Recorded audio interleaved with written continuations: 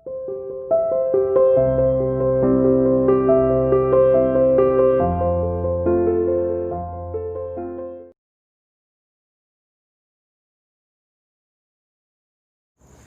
morning students, how are you?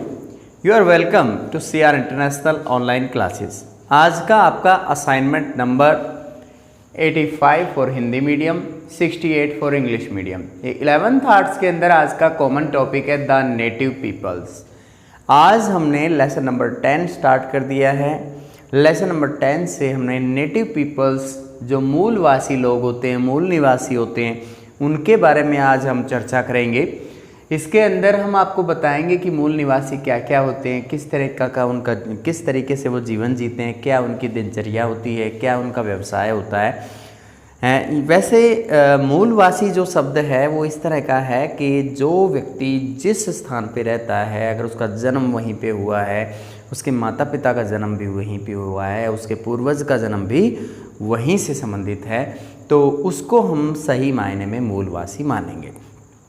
जैसे कि European साम्राज्य जहाँ जहाँ डेवलप हुए, जिन जिन क्षेत्रों के अंदर इन महाशक्तियों ने, ख़ासतौर पे वेस्टर्न कंट्रीज़ ने अपने अपने अधिकार क्षेत्र को कायम किया, अपने अपने उपनिवेश स्थापित किए, तो वहाँ जाने के बाद उन्होंने उपनिवेश स्थापित कर दिए। अब वहाँ की जो मूल निवासी होते थे, मूल जनता होती थी, उनको ये अपदस्थ कर देते थे, विभिन्न संसाधनों पर नियंत्रण खुद साध लेते थे और उन लोगों को वहाँ से भगा देते थे, क्योंकि इनके पास में अच्छे हथियार होते थे और अच्छी वेल ट्रेंड सेना होती थी।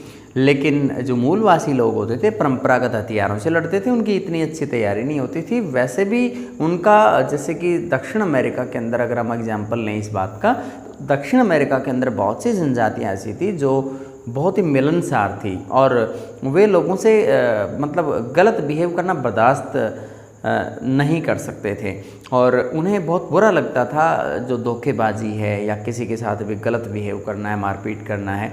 जैसे स्पेन के लोगों ने उन क्षेत्र पे अपना नियंत्रण स्थापित किया तो उनको लगा कि स्पेन के लोग उनसे दोस्ताना संबंध रखना चाहते हैं और उनको वे कांच के मन के उनसे प्राप्त करते थे। कांच के मन के उनको बहुत अच्छे लगते थे, क्योंकि वहाँ कांच उनके पास में वो नहीं मिल रहा था ये संसाधन उनको, और उसके बदले में वो अपने पास में जितना भी सोना है, चांदी है, वो उस कांच के मन को के बदले यूरोपियंस को यानी स्पेनिश लोगों को प्रदान कर देते थे। और इससे उन लोगों की भावनाओं का पता चलता है कि वो कितने सीधे थे और दूसरों के साथ व्यवहार करना जो उनका था वो बहुत अच्छा था, मृदुल स्वभाव था, वो कभी झगड़ा नहीं करते थे। यहाँ पर हम मूल निवासी शब्द का अर्थ जो है हम किसी सीमित क्षेत्र के लोगों से ना माने, ये पूरे विश्व में व्यापक है। हर देश का इससे लगभग संबंध होता है। हमारे अपने देश के अंदर भी मूलवासी लोग रहते हैं, ऑस्ट्रेलिया में भी रहते हैं, उत्तरी अमेरिका में भी रहते हैं, कनाडा में भी रहते हैं, यूरोप में भी रहते हैं। यानी दुनिया का कोई ऐसा कोना नहीं है जहाँ पर मूलवासी या मूल निवासी लोग ना रहते हों।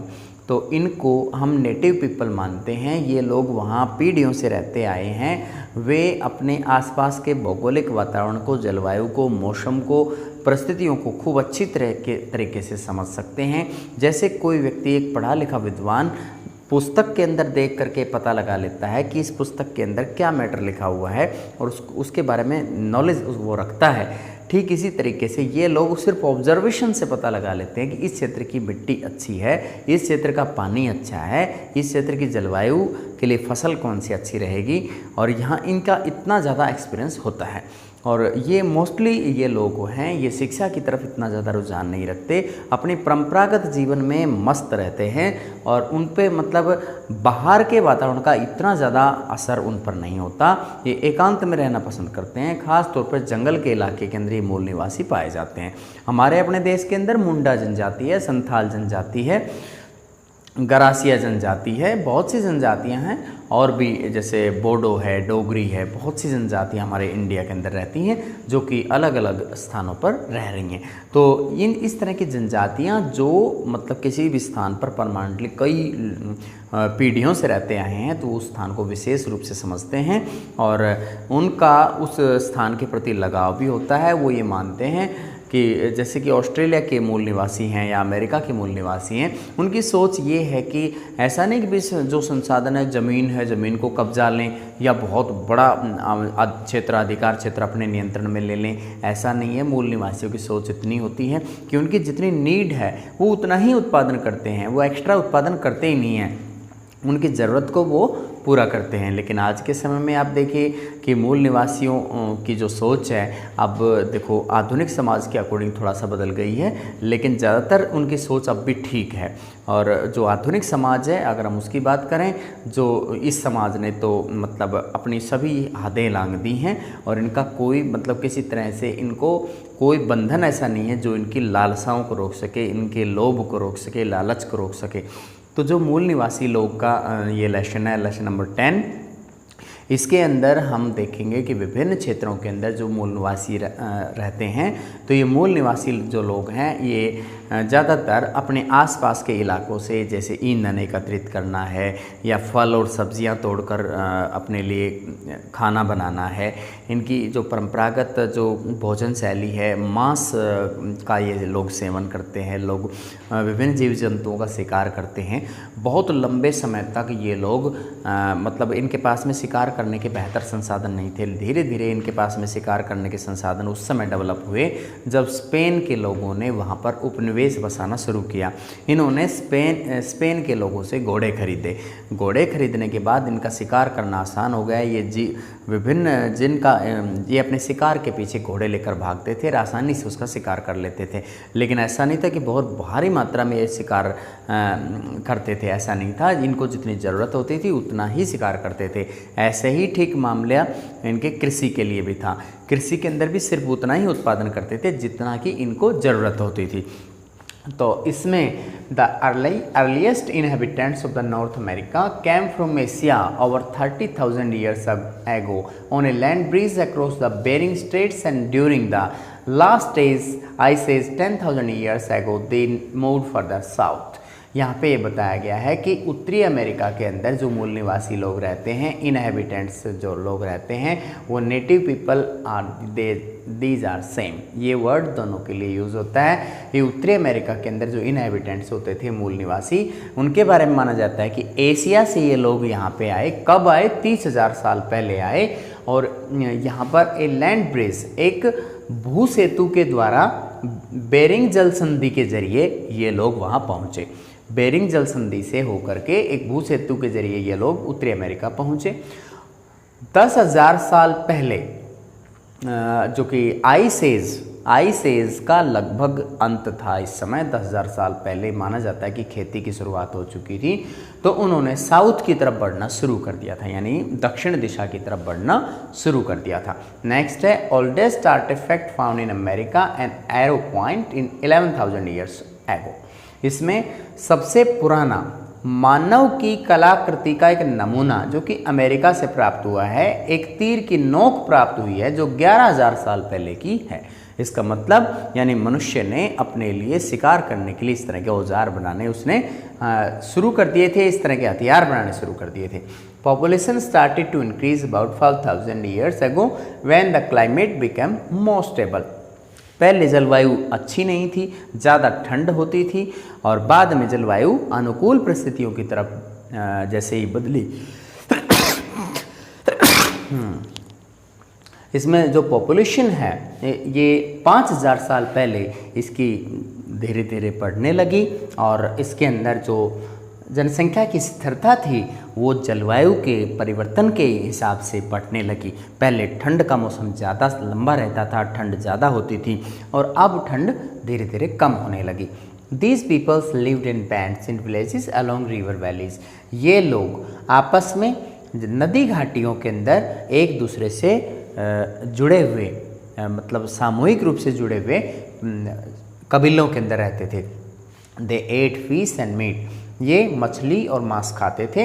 एंड कल्टिवेटेड वेजिटेबल्स और ये लोग सब्जियां उगाते थे। एंड मैजे मक्का उगाते थे। They often went on long journey in search of meat. ये आम तौर पर लंबी यात्राएं करते थे मांस की तलाश में। चीफली दैट द बाइसन, और मुख्य रूप से जो इनका शिकार होता था बाइसन नाम का जीव होता था। द वाइल्ड बफेलो, जो कि एक जंगली भैंसे को कहा जाता है, अमेरिका की उत्तरी अमेरिका में एक जंगली भैंसा होता है, उसका नाम बाइसन है।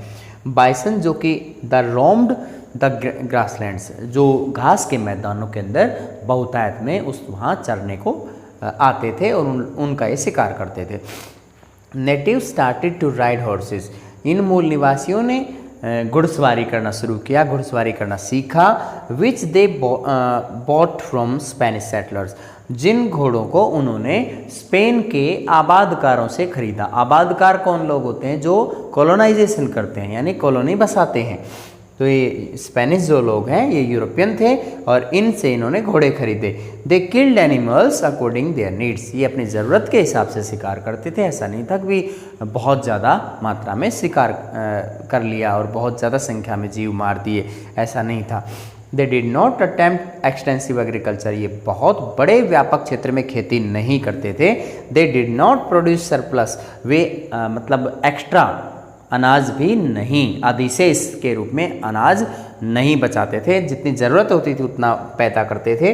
डिड नॉट डेवलप किंगडम्स, इन्होंने कोई बड़े साम्राज्य गठित नहीं किए। जैसे कि दक्षिण के अंदर विभिन्न जो कबीलों ने अपने अपने साम्राज्य गठित करने का प्रयास किया और उन्होंने किए भी, लेकिन उत्तरी अमेरिका के अंदर इस तरह की कोई बात देखने को नहीं मिली।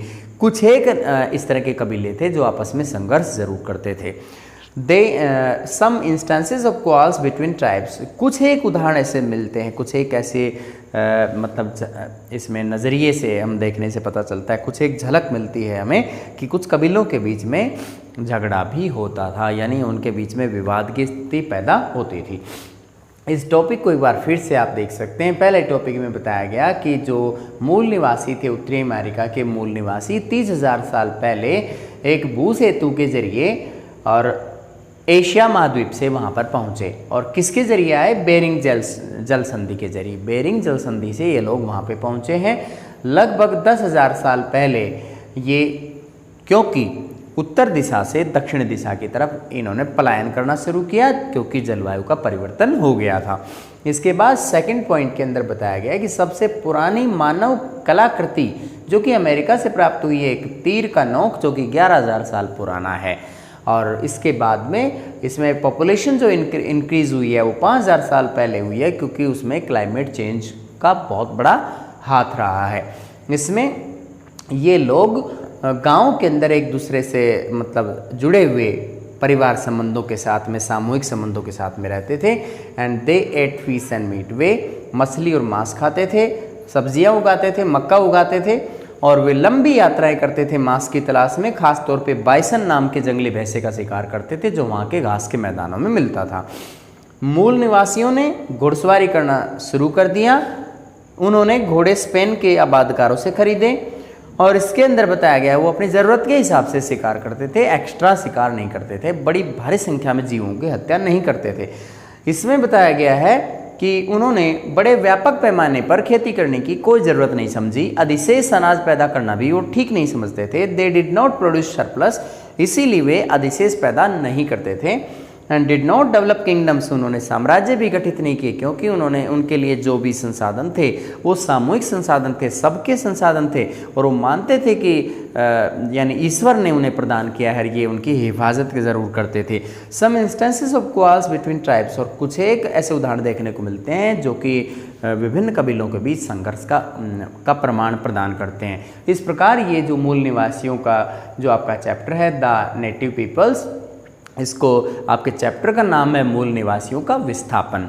ये लेसन नंबर 10 है। इसके बाद में एक लेसन आपका और रहता है और ये आपका assignment number 85 according to Hindi medium, 68 for English medium. इसको आप प्रॉपरली राइट करें, रिवाइज करें, लर्न करें। धन्यवाद।